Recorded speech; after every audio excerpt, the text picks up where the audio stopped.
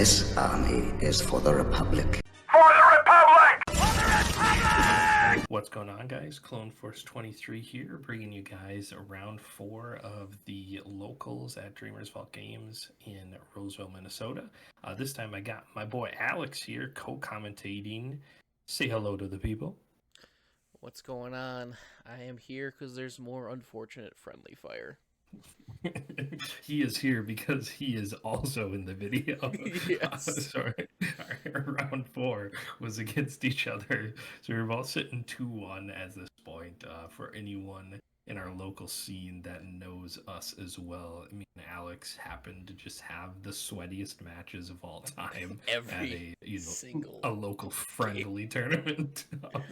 So we're gonna play against the master bounty hunter himself, which for me on Sabine is not a super fun matchup. So we're going to start off with the ping, and we are very familiar with this song and dance between these two leaders. Yep. Me and Alex are. We're just gonna, my game plan is to try and get something to stick here before bad guys come out, and I'm sure yours is to make bad guys come out and make nothing stick. Yeah, it's actually interesting. This was actually very anxiety ridden for me because I've played other Sabine players online or in other places, and it's no one has committed to this as much as you have. So it was when on going into the Sabine flip turn and we've just pinged and passed, I was terrified a bit, and I was just it depends on what's in Cad's hand. I think in this instance I had something, and I was just going to commit to the Tarkin Town on K2 that just came down here, and then I think it was Forlom is my follow-up for that, so that feels a little bit better, but you definitely have to be careful how you play that game. Yeah, I was a little... So I was afraid of the Forlom. Now, looking back on this, I know I had 2 2s in my hand. I had a Marine and a Sabine unit. I think, looking back on this, I should have just jammed a Sabine unit and then saw what happened after that. And then if there's any other kind of follow-up, I can just throw out the Marine, and that kind of protects me as insulation against the Forlom. It kind of gets me into the same place. So looking back at this, I was like, I should have just thrown out 2 2-drops, and I think that could have gotten me into a little bit more of a present board status. Yeah, after 4, Cad really loves a single unit out, because between Forlom, Zuckuss, and Bosk, you're punching for 5 on those, which you're just answering consistently towards. So I want to, as the Cad player, I want to be in that position where I can keep doing that. I don't know. Yeah. So obviously I have the Boba Fett unit out. That feels particularly well in Sabine as an X5. Especially since Sabine players like to try and put out the X5s for Tarkin Town decks. Boba helps you get there with that extra effect damage. Mm-hmm. Yeah, so here the Forlom comes out, which again I figured would happen. I think I have to throw this Poe into Boba and take out Forlom, because if I just throw out this Poe and then you have the McClung, there's just so many outs. If I left that Boba alive. So I was I think I have to do this. And I did have the McClunky in my hand. So that would have been my answer. But putting out the Greedo for just the 3, which also threatens Cassian, or threatens Poe here. Yeah, the threat was there, so I had to run the gauntlet, or at least put you in a position to run the gauntlet. I had to get rid of Greedo, is the bottom line. Absolutely. So we're always going 6 base here. And yeah, I just have to kill Greedo. So we're always pitching a card to to get rid of the greed Yeah, and see. and I think greed was definitely where I was at here. Because you're gonna pitch the one to kill Greedo, which I think makes sense because I have to Mhm. commit other cards to get rid of Poe. Um, and even if I got the discard off of this, you still have 1 HP. My thought process is I can just play an underworld unit now and finish off the Poe, which Yeah, seems pretty value, but I think another trick here with CAD is that you kind of want those events in your hand, and you see here I just discarded another Greedo, so it doesn't even happen. right. So then CAD comes out here, and I have the Wrecker in hand, and like the combination of like any guy plus Relentless Pursuit still gets rid of Wrecker and Poe, unfortunately, but the 5 damage I felt made sense to throw on there. Again, it's kind of just like a make 'em have it situation. Yeah, it was certainly like a more confidence flipping CAD there since ECL had already been burned. Like I would have not ever considered it if ECL Wrecker was live. Right, right. Um, And I think I had like a pretty good combination of like twos and threes in my hand too. Like, but I think the outs to Poe and Wrecker on the board also are just outs to the two and threes, so it like didn't matter much to try and go that. Just try and get a Wrecker out there and see if I can get the damage to stick. yeah. Um, so I think because I'm on 6 resources here, I think the decision right there was I thought I was going to push for the dropping a cartel into the underworld, but I first want to commit to the Relentless Pursuit here. And my decision for taking Wrecker over Poe was I would rather see Poe like completely off the board because if Poe comes back out and starts discarding to make some bigger impacts to the board state, I would be worried about that. And Sure. and then I have 3 resources open, and I do have an answer this turn to just take Poe off, which is gonna end up being a cartel spacer for 2, and then a McClunky for 1. Yeah, and you also could have just thrown the CAD into Poe technically if you had like no other outs with the shield, but then you're kind of like open to other Wrecker. So Yeah, so timelies are super hot in Sabine right now, so that was my fear. Was either a timely or another Wrecker in your hand. yeah, Which not super ideal for me to, so if I can keep that shield on there, that kind of holds off things for a little bit longer. yeah.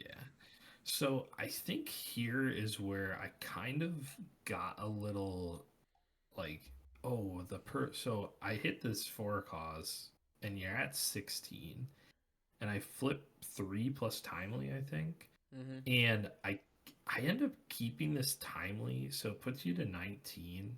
Because I'm like, okay, if I draw a Poe or I draw a Wrecker, like this could be cool.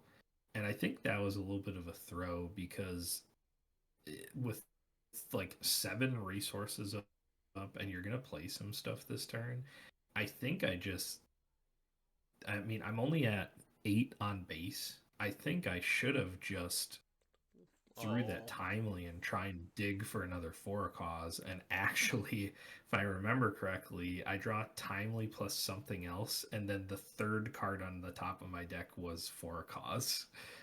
Um, and so, so if you were, because I think just with another 4 cause and 2 pings, I have the game.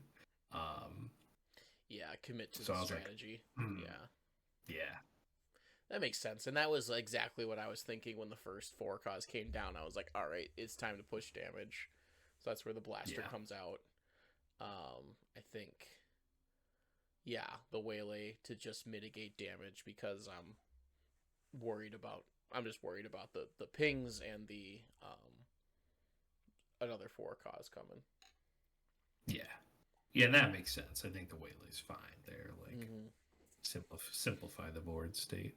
Yeah, because I drew the timely, and then I drew.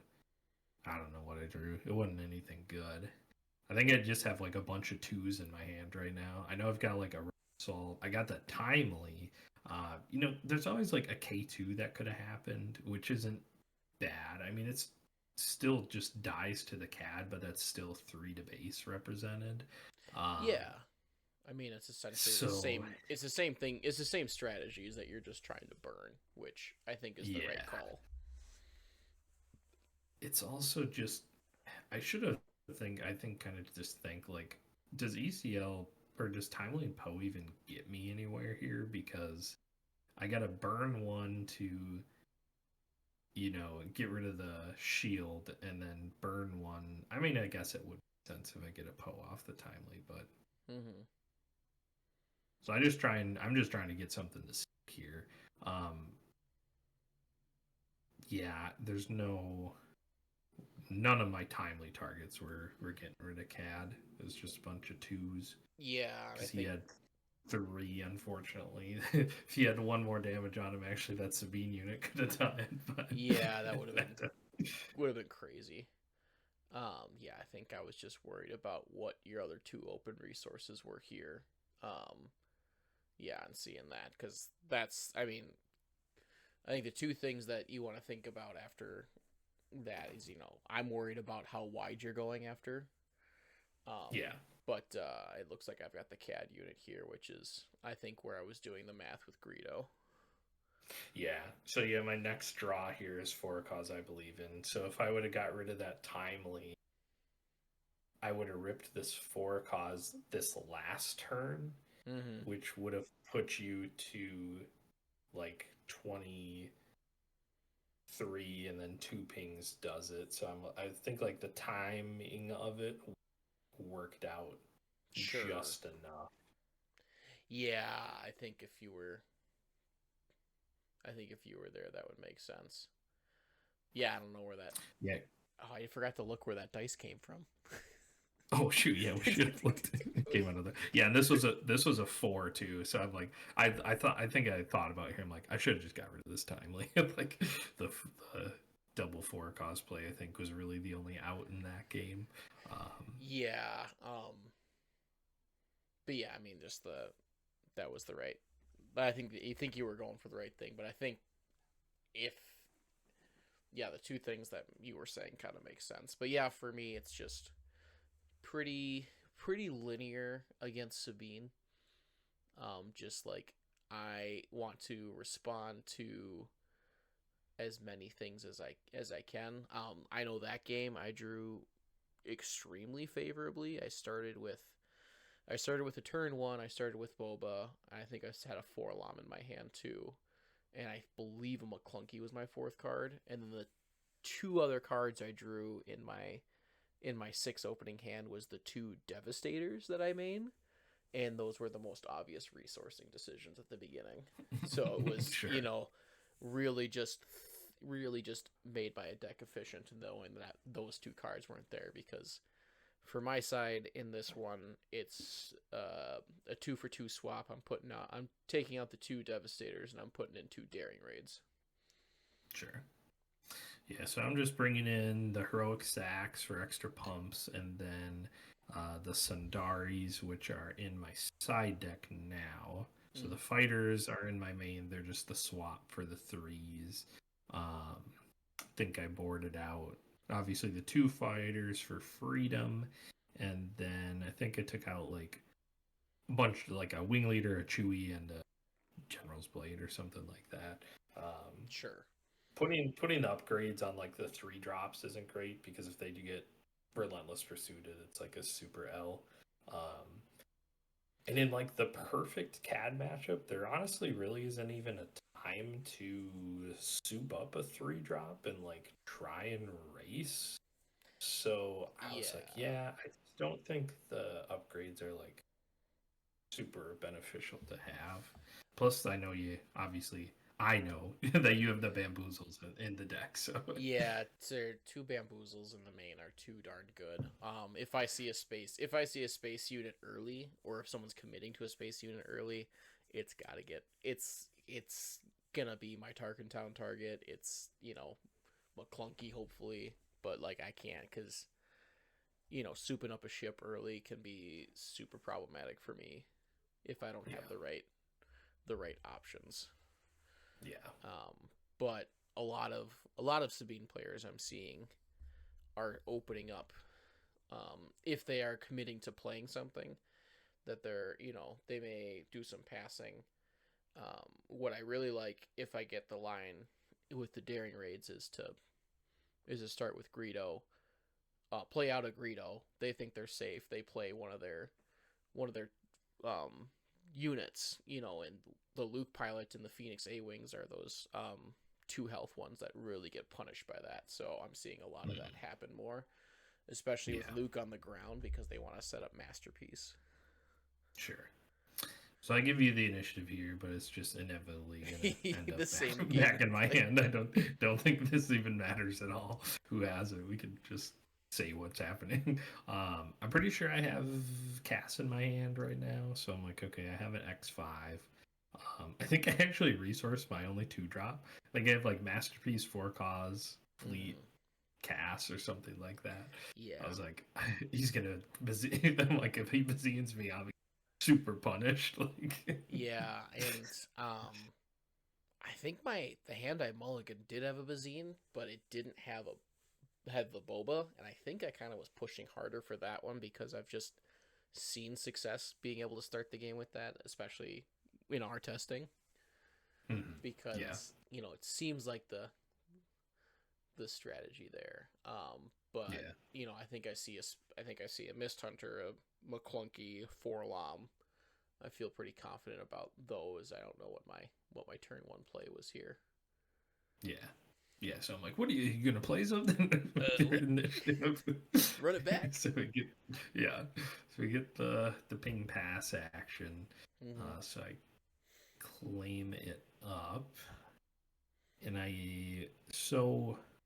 Oh, I think I remember what happens a little bit here. yeah. So I ping, and I believe you play something Yeah, so I get the like under curve, and I was like, okay, well, McClunky is definitely happening because so I yeah, ping here, it's the Greedo. and So it's the same. it's the Greedo, Yeah. yeah.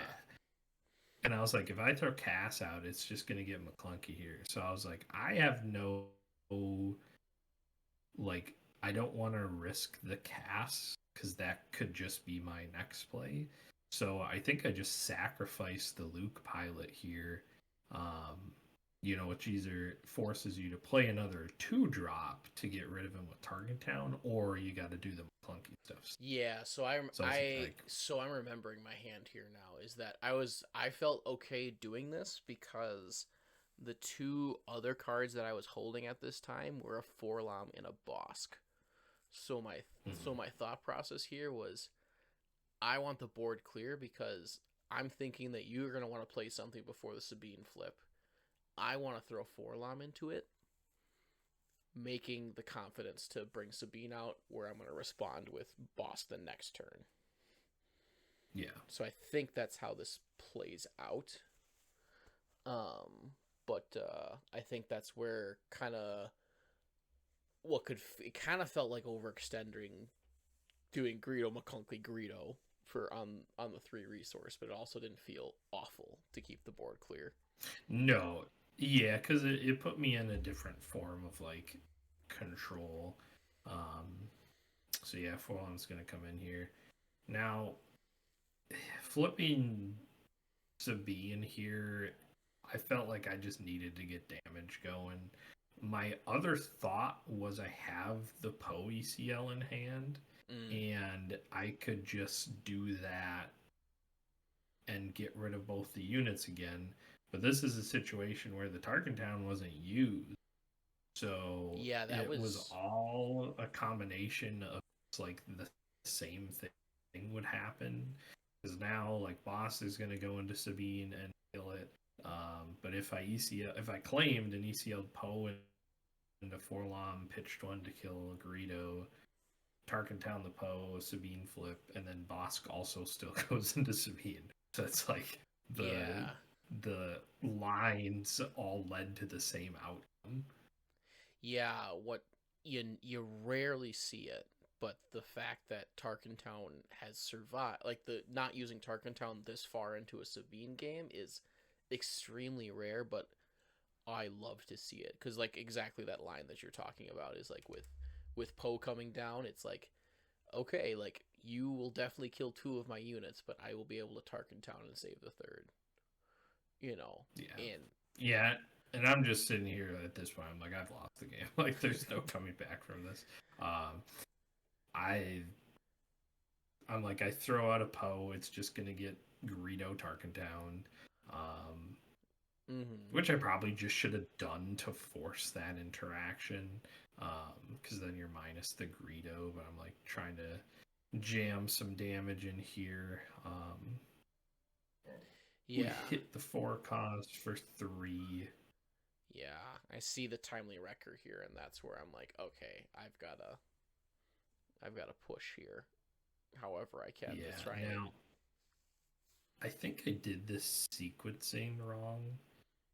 Again, ultimately, I think it all kind of leads us to the same place, but I think I burned the ECL here. What do I do? It ended up so obviously I have the timely wrecker now. So like I can ECL wrecker on this turn, or I can timely Poe.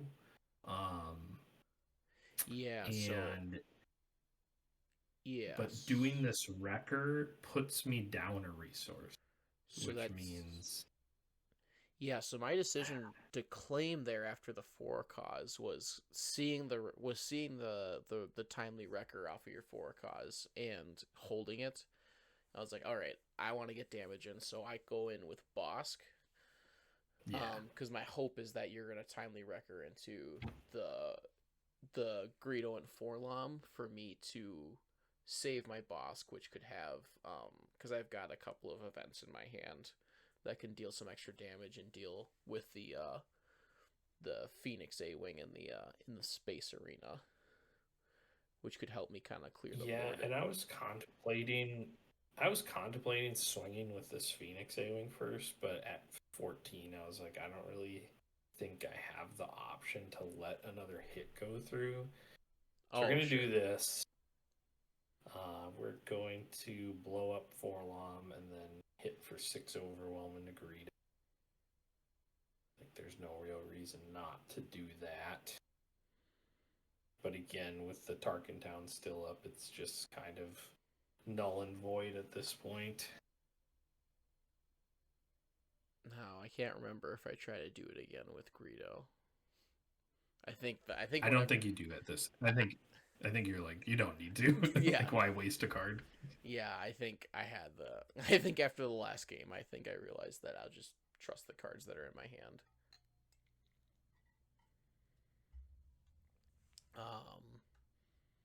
Which I don't remember at this moment. Oh, so I space here to save the damage, and then assign Yeah, and I don't even think the ping here matters. I'm like, I'll just put it on record because he already has damage on him. Probably less pursuit from the side. It's like, wait.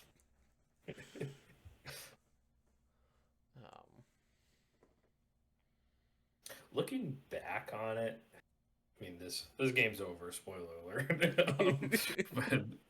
But looking back on it, I do just like lay the cast into the McClunky Greedo and make you burn the Tarkentown, and just thinking, hey, that's the out for the game. Because then I have the Wrecker and the Poe in the late game, but. Yeah. So I think here, I just wanted to clear the board, and I felt more confident about hitting the gun here. Or, no, I didn't have one, I think. So I just had to go forward a base. Yeah, you play the Boba, which is like nail in the coffin. Okay, yeah. Here's why I didn't like the sequencing of using ECL, because now I can't timely rec. I have to timely Poe, which like doesn't Oh, do anything. sure. Yeah, It's if you like I could have. could have accomplished the same thing last turn if I timely Poe. Like the same thing would have happened. You'd just have 6 less damage on your base, which is obviously a lot. Mm-hmm. But then I could have ECL'd Wrecker into this board, which maybe could have got me like a little further on in the game. But again, like Tarkin Town still hasn't been used, so like Yeah, which the is same thing would have happened. which I think is like by far like a record by now. Like, Yeah. but yeah, I think that would have been a more. I think you would have been able to have a better opportunity to stabilize there. But yeah, for sure, just Cad is just doing Cad things against Sabine in this instance. Yeah, I know I was thinking of this, but I'm like, dang, I sequenced that wrong. Mm-hmm. Would have had the Poe go last turn.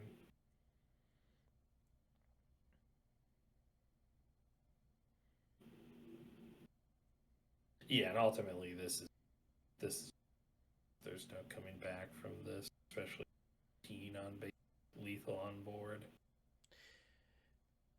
Yeah, it becomes a challenge. I mean,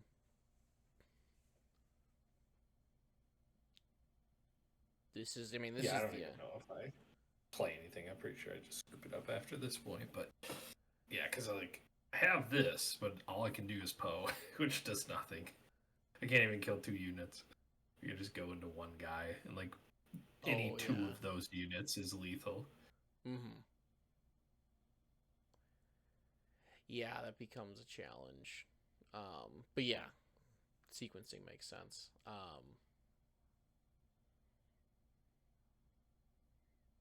Yeah, it just looks like that's where it goes. Yeah, I see the bamboozle in my hand. I held on to those in the main deck because I hate Darksaber Sabines. Yeah, Um, yeah. If that ever happens, then it's gross. but I don't know. It felt dead in this match. I never ran into the daring raids in this one either. In Sure. particular, but I would still play it out because it's an event. It can still just exhaust if it needs to. Oh, for sure. So, but Yeah, yeah. Ultimately, like I said, in that game one, I think instead of jamming the K2, I just dropped double 2 drops, get some more stuff to stick, and then ultimately in this one, I think I just have to sack the cast to make the Tarkin Town get used, and because then in that 4 board state, I can throw the Poe on the follow up turn with ECL, and that sure. actually gets me further. I could have cleaned up. So Yeah, I think I like the. always a super think matchup though. Yeah, we don't get to play anything casually, I guess. Um, Right. um, but yeah, no, still always a good matchup. I always appreciate playing a strong Sabine. You know, as much as much controversy as there might be about how Cad can deal with Sabine, it is I think it is favored in my opinion. Yeah, yeah, I think so. But yeah, that'll be the end of our videos this week. Alex finished 3-1 with Cad Tark down. Max finished 3-1 with the Han Green from round 2 that you saw. There's his pulls right there. He pulled a Hyperfoil Super Commando Squad, a Poe unit, one of the expensive legendaries now, random. And then, I can't remember, but, and then I finished 2-2 on the day here. So that'll be the end of our first week of local gameplay. If you have any questions, comments, or anything you want to say or help suggestions, leave them down there. Please like and subscribe if you can. Otherwise, we will catch you in the next one. Peace out. Peace out. Grand Army of the Republic when deployed. Galactic warfare you cannot avoid. Go ahead, be a battle droid. Face off against my clone troopers and get destroyed. Space tech, spaceports, TCG, card sports, of course. Till my voice goes hoarse. Welcome, wrecking, decking with the strategy. The energy, it's Clone Force 23.